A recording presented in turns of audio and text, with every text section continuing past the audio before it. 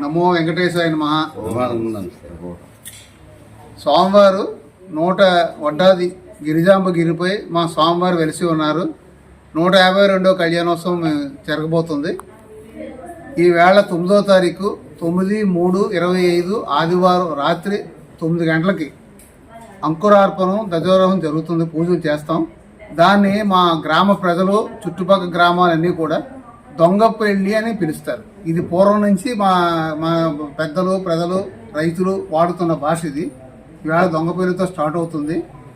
2వ రోజు రేపు 10వ తారీఖుని తొలి ఏకాదశి తెల్లవారుజాము 3 గంటల నుంచి భక్తులు 3 గంటల నుంచి భక్తులు 3 గంటల నుంచి స్వామివారి దర్శనం స్టార్ట్ అవుతుంది.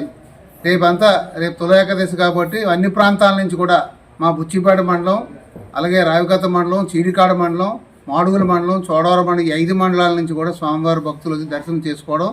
రేపు సాయంత్రం తిరువీధికి స్వామివారు అమ్మవార్లు ఇద్దరు కూడా బయలుదేరి తిరువీధి సేవ చేసుకొని 6 గంటల బయలుదేరి రాత్రి 9-10 గంటలకు స్వామివారు తిరిగి కొండ మీద తీసుకొచ్చి కళ్యాణం చేస్తాం. రేపు రాత్రి 10 గంటలు స్టార్ట్ అయ్యి 1 గంట 2 గంటల వరకు కళ్యాణం జరుగుతుంది.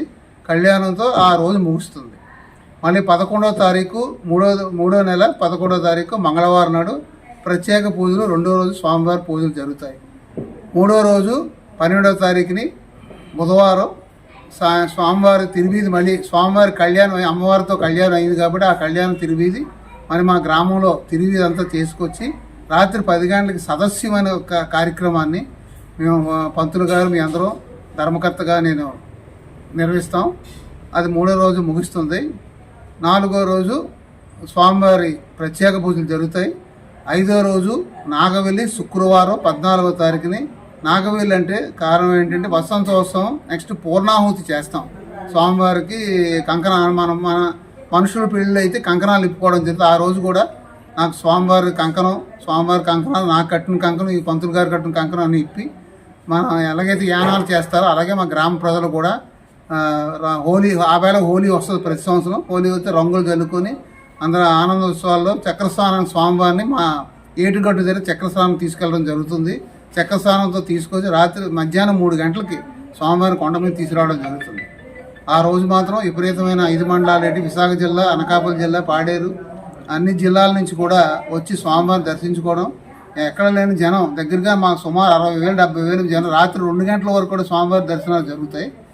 ఆ రోజు మర్నాడు 15వ తారీఖు శనివారం పుష్పయాగం అని పుష్పాంజలి సేవ అని స్వామివారిది పవళయం సేవ చేసి రాత్రి 15 సేవ చేసి ఆ రోజు రాత్రి 10 గంటలతో ఉత్సవాలు ముగుస్తాయి. ఇది మాకు ప్రతి సంవత్సరం పాల్గొన మాసంలో కళ్యాణం చేస్తాం. ప్రతి సంవత్సరం మహాశివరాత్రి నాడు స్వామివారు రాటేసి కళ్యాణ పనులు మొదలుపెట్టడం. శివరాత్రి రాటేసిన 12 రోజులకి పాల్గొన దశమి నాడు దొంగపేలి కార్యక్రమం, ఏకాదశి కళ్యాణం, 3వ రోజుని సదస్యం, 5వ రోజుని నాగవెల్లి, 6వ రోజునేమో పుష్పాంజలి చేసి స్వామివారి పూజలు కార్యక్రమాలు ముగుస్తాయి. అందరూ భక్తులందరికీ కూడా మేము అన్ని సదుపాయాలు మా ఈవో గారు, మేము దేవస్థానం తరఫున ఈవో గారు, మేము మా బుచ్చిపేట పోలీసు స్టేషన్ నుంచి పోలీసులు, అలాగే మా సిఐ గారు అందరూ సహకరిస్తున్నారు. అన్ని ఏర్పాట్లు కూడా చేస్తాం స్వామివారి రోడ్డు మీద అదే భక్తులు పైకి రావడానికి. అలాగే మా స్నానాలు, తలనీళ్ళు ఇచ్చిన స్నానాలకి, అలాగే మంచినీరు, త్రాగునీరు అన్నీ కూడా ప్రసాదాలు అన్నీ ఏర్పాటు చేసాం. అందరూ కూడా భక్తులు, మా గ్రామ ప్రజలు కూడా సహకరిస్తున్నారు, పెద్దలందరూ సహకరిస్తున్నారు.